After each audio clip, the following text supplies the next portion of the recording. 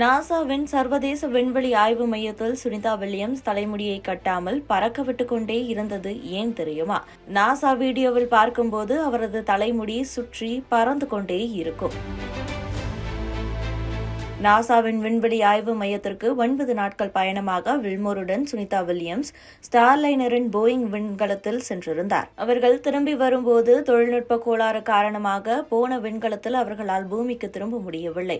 இதனால் அவர்கள் 9 மாதங்கள் விண்வெளியிலேயே காத்திருக்க வேண்டிய சூழல் எழுந்தது.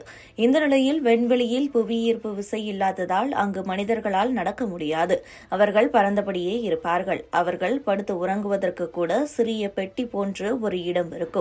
அதில்தான் அவர்கள் ஓய்வெடுக்க முடியும். தங்களுக்கான உணவுகளை அவர்கள் கேப்சியூல் வடிவில் கொண்டு செல்வார்கள். அதை பல மாதங்கள் வைத்திருப்பார்கள். மீண்டும் விண்கலம் வந்தால் அவர்களுக்கான உணவுப் பொருட்களும் சேர்ந்தே செல்லும். வீட்டில் உள்ள உறவினர்களிடம் குறிப்பிட்ட நேரத்தில் விண்வெளியிலிருந்து பேசிக்கொள்ளும் வசதியும் உள்ளது.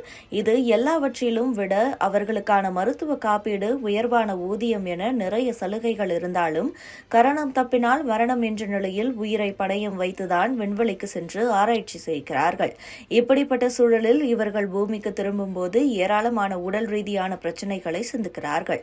இப்படிப்பட்ட சூழலில் விண்வெளி ஆராய்ச்சிக்காக செல்லும் பெண் ஆராய்ச்சியாளர்கள் தலைமுடியை ஏன் கட்டிக்கொள்வதே இல்லை தெரியுமா? சுனிதா வில்லியம்ஸின் வீடியோவில் கூட அவரை பார்க்கும்போது அவரது தலையை சுற்றி முடி பறந்தபடியே இருக்கும்.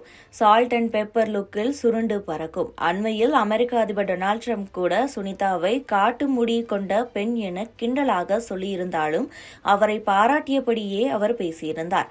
விண்வெளியில் முடியை பெண்கள் கட்டாமல் விரித்து வைத்திருப்பதற்கான காரணம், பூமியைப் போல விண்வெளியில் இயற்கையாக முடி கொட்டாது.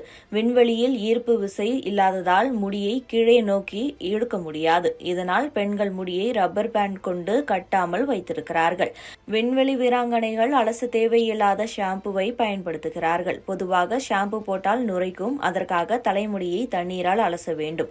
ஆனால் விண்வெளியில் நுரைக்காத, அலச தேவையில்லாத ஷாம்புவை தான் பயன்படுத்துவார்கள். அதனால் அவர்களது முடி இயற்கையாக நன்றாக இருக்கும். சர்வதேச விண்வெளி நிலையத்திற்குள் காற்றோட்டம் இருப்பதால் தலையில் இருக்கும் ஈரப்பதத்தை ஆவியாக்குகிறது. இதனால் முடியை காய வைக்க ட்ரையர்கள் தேவையில்லை.